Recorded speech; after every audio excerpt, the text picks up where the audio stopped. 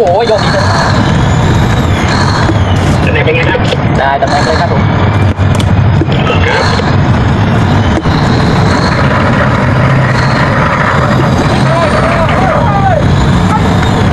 ให้ขอรับผิดชอบก่อนเลยครับการ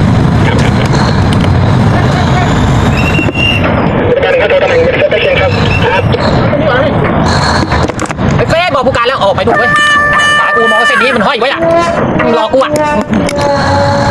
เส้นนี้กับเส้นนี้เอา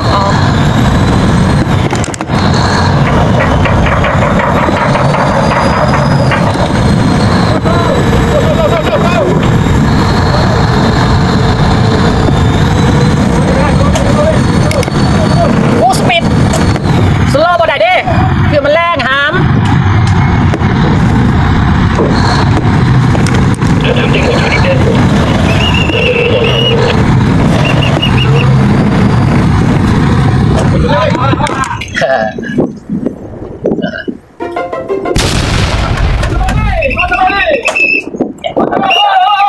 อยากกินการบ้าน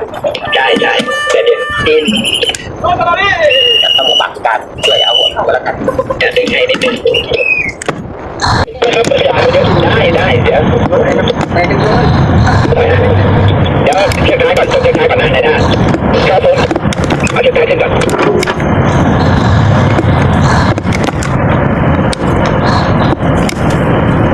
2 เส้นเลยครับ